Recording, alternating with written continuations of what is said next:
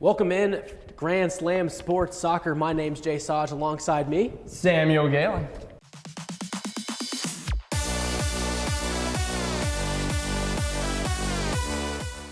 And let's get right into it with the Ballon d'Or. The announcement of the Ballon d'Or went to Lionel Messi, as you can see right here, his 8th Ballon d'Or. How about that, Sam?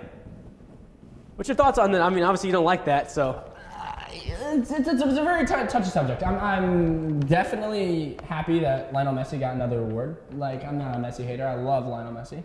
But I feel like it should have gone Erling Haaland this year. Mm-hmm. I think the amount of trophies he won, the amount of goals he scored, and unfortunately for me, the Ballon d'Or, instead of seeing it become a thing of like achievement, and I think it's turned into more of a popularity contest. That's what I believe as well, because I'm a Man City fan. I'm an Erling Haaland fan, especially. No biases. But Haaland should have won the Ballon d'Or, in my honest opinion. I mean, you win a treble, you break the Premier League goal scoring record, you're the leading scorer in the Champions League Player of the Year, and you lose a Ballon d'Or to an MLS player. Erling Haaland did win an award. He won the Jared Muller Trophy. That's for that. That's like a backup award. Yeah, I was really. about to say, is that more of like a consolation prize? It really is, honestly. I don't think Messi should have won this. I mean, yes, he won the World Cup and he won Ligue 1, but he didn't really provide in Ligue 1. All he did was the World Cup. It seems like the World Cup has more priority over anything else now. I mean, you see when Modric won it, he was World Cup performer. Yeah, he took Croatia to the round of last semifinals. So I think they're putting too much priority in the World Cup over Premier League and Champions League. I think Erling Haaland should have won it. Happy for Lionel Messi. Don't get me wrong. Like, he's one of the best. He's probably he is the best. Yeah. In my opinion, he is the best. But moving toward next season, who do you see winning the Ballon d'Or? Because now you have Haaland and Mbappe all by themselves in Europe. You see either of them two winning it or someone else, a dark horse, like a Jude Bellingham. Hear me out. I think if he can stay healthy, I think we could throw Vinicius Jr. in that mix. I respect it. He did get one of the awards. He got the Socrates Award, I believe. Yeah. So, I mean, I could see it, but I think it's an Haaland or Mbappe award right now. I think it's in their backyard. Yeah. Haaland hasn't been contributing much this season. He's been and by his standards, yes, but he's still the leading scorer in the Premier League. Yeah. So, I mean, it's kind of... But it's not like last year where he just turn, dink. Teams are figuring out how to guard him more consistently. I agree. So, I mean, and Haaland's still young, so it was bound to happen eventually. But Haaland's still providing out a good record here so far. Looking at some other awards, Jude Bellingham won the Copa Trophy. I believe that's the Best Young Player Award.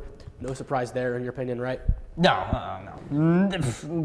Jude Bellingham is probably going to be in contention. I want to get your thoughts on this one, though. Emiliano Martinez winning the Yashin Trophy for the best goalkeeper. Again, popularity contest. I don't think he was the best goalkeeper in the world. I really don't. I see him as a good goalkeeper. He's still at Villa for a reason, right? But,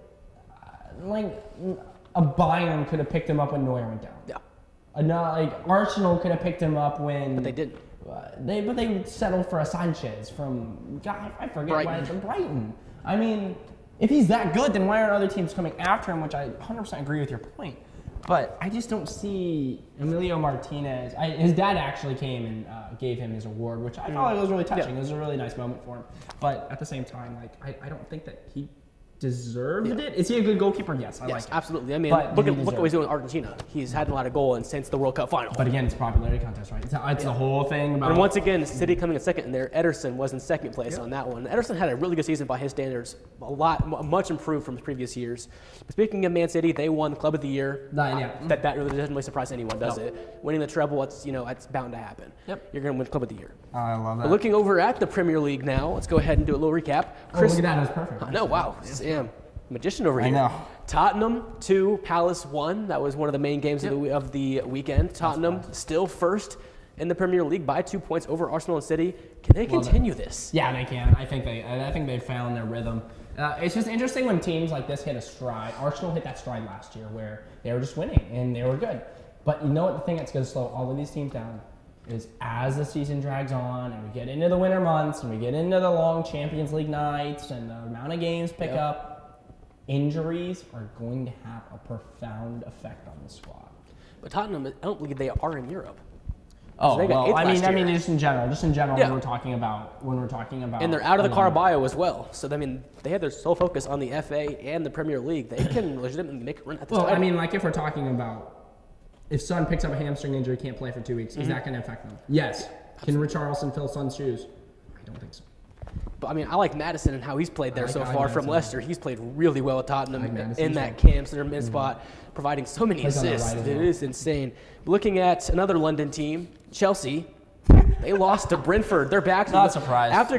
Chelsea's a mid-table team. After getting a few wins and draws against some good teams, they finally lost again, but to Brentford at home, 2-0. That one, Chelsea's back to their old ways. I don't say they're back to their old ways. I mean, I think now we're looking at the days of Eden Hazard back then when they were dominant. We're looking at a Didier Drogba when he was there. I'm saying back to their old days of this season where they were struggling against lower table teams. It's so weird with Chelsea. It's, like when I'm gambling on soccer on the weekends and I see Chelsea as to win on their money line, I don't take them. Yeah. I don't. It's really crazy because we're looking at, and when you say, oh, Chelsea, little kid me is like, oh, dude, they're one of the best in the Premier League. Oh, like they're top 5. But nowadays, you're like, oh, they're in 12th. They're okay. And really, ever since they won the Champions League, there's really just been a consistent downfall of the club. I mean, they won the UCL against my city, unfortunately, but do you think now they're struggling. So, do you think if they kept Eden Hazard in his form, could they be somewhere different today? Yes, I believe so. Hazard made the wrong move in his career, went to Real Madrid, and then he couldn't stay healthy. Imagine what he could have been if he would have stayed at Chelsea. He would have been a Chelsea club legend. He even is right now, really, but he would have been a huge legend amongst the club. We're looking at a Chelsea team who passes up on players. They passed up on Mo Salah. They passed up on But they spend so many money now. And then they go out and shell $600 for a 7-year contract for Modric. Like, imagine being there for 7 years. But I mean, Modric has played well, in all fairness. He's played better, yeah. I'll give it to him. If you're asking me to back Chelsea every weekend, yeah. The other big game of the weekend, the Derby. City beat United 3-0, made me very happy. Did that surprise you by any means? I expected a little more fight out of Man United, if I'm being honest, but 3-0 is not surprising. I mean, that was City just the entire game just dominated United. I thought it's been the last few years in that rivalry. It really isn't even a rivalry right now. It's just a domination of City over United. Yeah. But looking over at the Carabao now, it's into the quarterfinals. It's a nice trophy, but it's the, as they call it, the energy drink trophy. Yeah, it's the most, of the 4 trophies that you can win as a Premier League squad. It's the lowest one, 100%, but it's still a trophy nonetheless. To a Tottenham, this is a trophy. I mean, they're not in it anymore. So, but looking at some of the results from the round of 16, West Ham beat Arsenal 3-1. That kind of surprised me. I mean, I think from Arteta, I think it was more of a game where like he can see the depth. Yeah. I mean, like you're gonna play a lot of young players. If I was a Premier League manager, I don't really care about much this trophy. I'd care about hey, we got a 19-year-old who's played well in training, but he's not going to get on the weekend. Let's play him. Let's see what happens. Yeah. And to me, if you lose in this, I mean, we're going to talk about it later because Bayern lost to a 3rd division team. But it's one of those things where it's more of an experimental thing. So I don't take losing or winning a Carabao Cup game to have much impact on something. Liverpool beat Bournemouth 2-1. They began the game down 1-0. They came back and won. No surprise there, really, in I think either of our opinions. But the one that kind of confused me even more, Newcastle 3, Man United 0. Another 3-0 result for United. Man United is struggling. Man United is struggling. They'll continue to struggle until they figure something out. The Man United, ever since the Rooney days, has struggled. They brought in Pogba. Pogba didn't work out. They brought in Antony. Antony's struggling. They brought in Sancho, and they're probably going to sell him here soon. I mean, it's another Chelsea situation where it's not really like a problem spending money. Yeah. It's they're bringing in the wrong players. And they've sort of gone for the flash and dash with the Pogba. He's got the 5-star skills, he's got the passing, he scored some bangers. But they need to resort back to like a Park Jin-sung where he's not really a name you know, but the more he impacts the game in the midfield. Yeah. We'll get into Ten Hag a little bit later about some questions about him. But looking at the quarterfinal matchups, the draw happened Wednesday night. Everton versus Fulham. Prediction on that one? I'd say give me Fulham here. Fulham's in better form. Everton's struggling. The big one, Chelsea, Newcastle. Newcastle, without a second thought. Newcastle over good. Chelsea? Yep. Even 100%. Okay. 100%. Not even. I Then think Chelsea's the gonna, interesting one, yeah. it's kind of funny that they drew each other because they're both the two non-Prem teams left, Port Vale and Middlesbrough. Give me Middlesbrough. Yeah. Yeah, give me Middlesbrough. Port Vale is in League One right now. Middlesbrough is back in the Championship. Middlesbrough, they're always a solid squad in England. Middlesbrough is one of those teams where, like, they're not in the Premier League, but you know the name. Yeah. You know what they're about. The other one is Liverpool, West Ham. Liverpool. Liverpool? It's not really. I think Klopp is going to experiment a little bit, but at the end of the day, Who's your Carabao Cup winner this year? Hear me out. I think Newcastle. I agree, I actually. think Newcastle is going to. I think they're finally going to get that trophy. I think they've been so close. They lost the final last year to Man United. They got their revenge this time around. I agree with you. I think it's going to be them versus Liverpool in the final. Yep, I agree with I that. think Newcastle wins this one. They finally win their trophy. But now looking around the world, let's begin with All right. Bayern Munich. Sam, Saarbrücken, a third-tier German side, beating Bayern 2-1 by a late goal in the 96th minute, I believe it was, in the DFB Pokal. Look, I mean, your Harry Kane's trophy possibilities are going down and down and down again.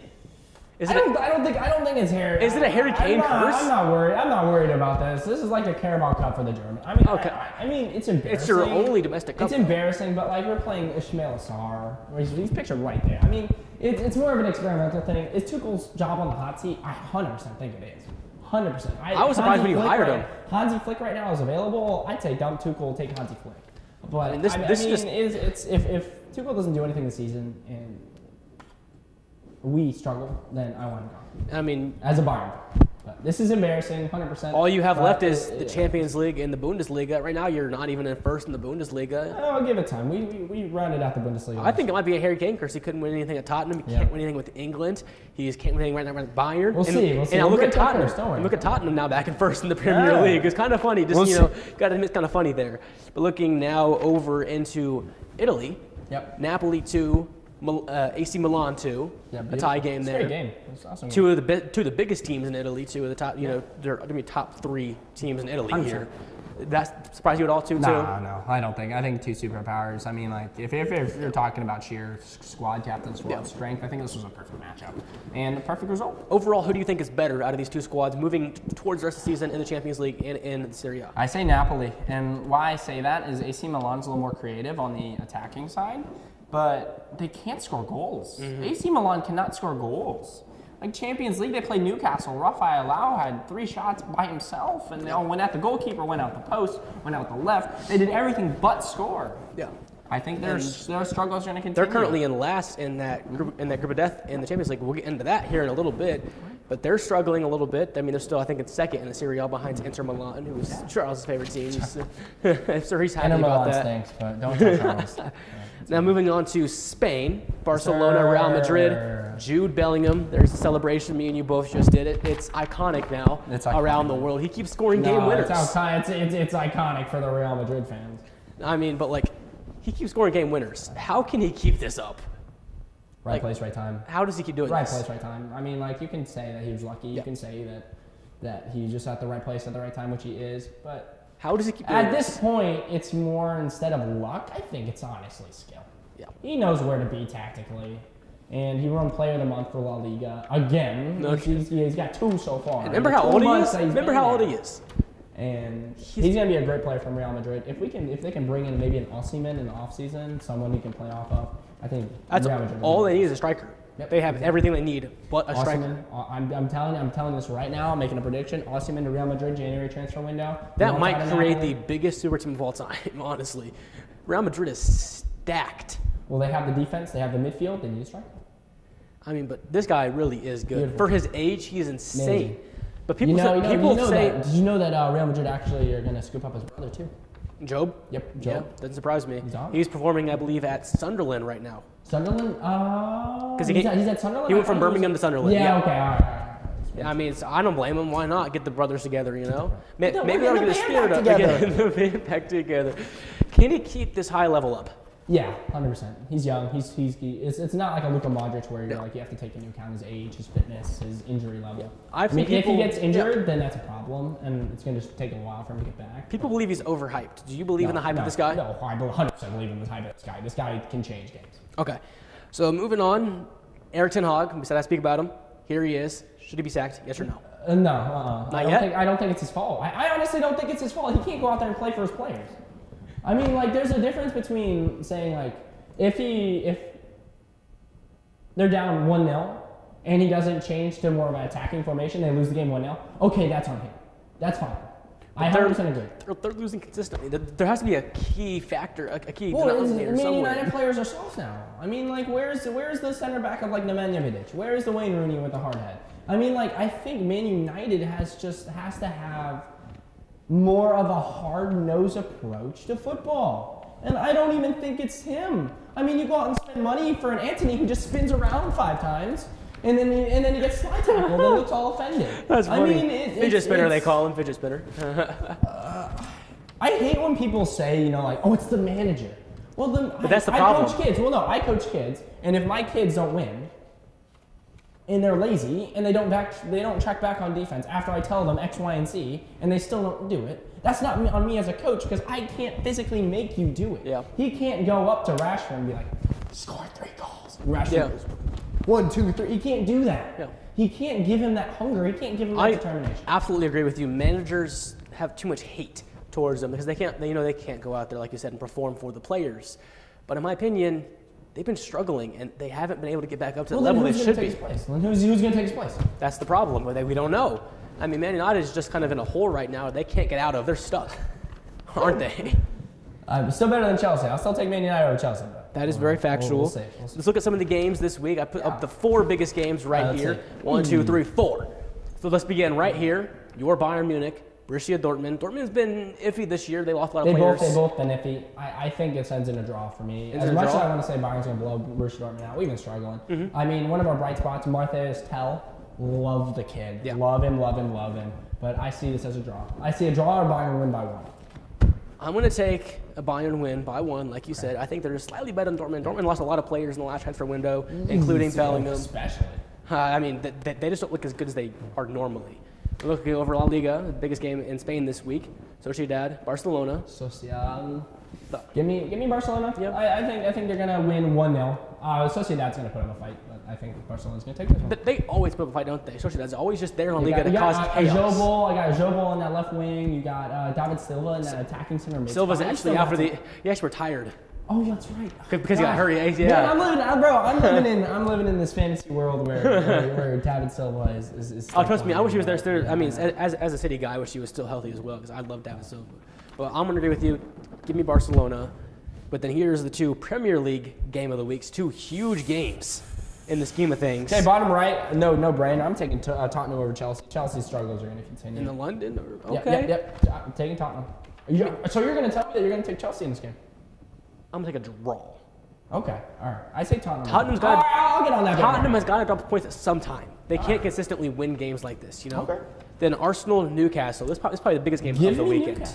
Newcastle over Arsenal. I say Newcastle 2-1. I think Newcastle is more of the approach of dink and dunk and then sit on it. Mm-hmm. I think Isak's going to find the back of the net, or Callum Wilson's going to find the back of the net once they sit on it. Yeah. I'm going to take Arsenal in this one. I just don't believe in Newcastle. I mean, they've been really good since they had the inflation of money. They got the new ownership. They brought in all that money. Right. They've been really good, but they were good so quickly. Yeah. No one expected them to be that good this quick, already be in the Champions League. Right. Let's go ahead and look at them now in the Champions League, in this group they're in, the group of death right here with Paris, Dortmund, and Milan. And they're right there on 4 points, tied with Dortmund for second place. Yeah. But this week, they play Dortmund. It's going to be the game to watch. I'm mixed. Newcastle has 2 big games, Arsenal and Dortmund back-to-back. Oh man, you think they can beat? I think Milan's going to continue Dortmund? To struggle. I don't see Milan making any moves anytime soon. They play Paris. Dortmund, Newcastle. I'm going to take Dortmund in this one. Okay. I think Dortmund is going to figure something out. Maybe with Karim Adeyemi up top, he offers a little bit more creativity. I mean, you got Julian Brandt at the cam. You got Marco Roy still chugging along, and God, what 32, 33. I mean, how do you think this will look by the end of the 6 games? Paris, Dortmund, Newcastle. I think it ends like it is right now. Just like it is? Yep. I like it how it is. I'm going to disagree. Okay. See? Paris, number 1. They're best team in the group, in my opinion. Yeah. Milan stays at 4. Uh-huh. Newcastle over Dortmund. Newcastle. I think This next game's gonna be huge. I think that they just have more talent overall than Dortmund provides. I think they'll draw this week. I do, but I think overall Newcastle will beat Milan and get points against Paris, and Dortmund won't. I don't think Dortmund can put up with AC Milan. That's my thing. So I'm gonna take Newcastle over Dortmund to finish second in the group. Let's go ahead and look at the other group of interest, which involves Man United and your Bayern. Man United currently sitting a point below Galatasaray. Bayern plays Galatasaray this weekend. This week. Not worried. No worries. Not worried. None at all. I see a draw possibly, but I think Bayern's going to handle business. United, they struggled against Copenhagen in that last game. They came back and won barely. They shouldn't even win that game realistically. They're against Copenhagen once again. That's how it works. The back-to-back against the same team. How will this look at the end? Do you think they can hold on? I say Man United make it out. I think Man United's going to make it out. I think I'm going to go Bayern, Man United, Galatasaray, Copenhagen. That's what I'm looking at. I'm going to agree, even though I'm a D1 hater of United. It's weird because Man United hasn't done crazy good in the Champions League, but they've looked good in stints. Yes, they got lucky against Copenhagen, but it's weird because my Bayern's sitting at 3 games won, but we're struggling in the Bundesliga and we lose to a third division. But Champions League for some of these teams is like a whole different switch. Yeah. So it's gonna be interesting. Put you on the spot right now. Champions League winner this season. Go. Because we haven't asked you yet. I'm gonna say if we're going to all-out winner, I think the final is gonna be Madrid in the City, and I don't see anybody stopping City. You think City wins again? I don't. Yeah, I do. I don't really see any other. I don't see any other teams that could challenge me. Real Madrid's going to put up a good fight, but they're still lacking that striker. They're lacking that killer mentality. And if Jude Bellingham gets locked up just a little bit in that midfield with battling with Rodri, then it's going to be difficult. Here's mine. Okay. This is going to be kind of a hot take, possibly. All right. I don't think City make it back to the final. Really? Okay. Even as a City fan, I think we're going to run back in. I'm gonna. Sorry, Charles is holding up a sign that says Madrid. So Madrid. I'm pretty sure he spelled it wrong. Madrista over here. Yeah, but no, I think City will run into Madrid once again. This time they can't compete. I don't think. City just they don't look the same this season as they have last season. So I think Madrid goes to the final. I think it's going to be an El Clasico final. No. Barcelona. No. Why not? Barcelona's injuries. They're walking across. They look like a crippled deer. But we see some teams you saw Inter make it last year. Oh, what's he holding up? Wait. He thinks Inter's going to the final. Oh my God! Yeah, no, it's okay, guys. See, this is why we didn't bring Charles on for soccer, guys, because some of his takes aren't even hot takes, or more like a cold takes that you put in the microwave and you pray that. But I'm taking Real Madrid. To win UCL. They're just the best, I think, overall team. You see how stacked they are. Yeah. I think they win, and you see they still have the January transfer window to go. If they get a striker in that one, it's over. It's over. It's over. So you take City, I take Madrid. We'll see how it pans out as the season goes on. But that'll do it for our soccer segment for Grand Slam Sports. I'm Jay Saj. Samuel Gill.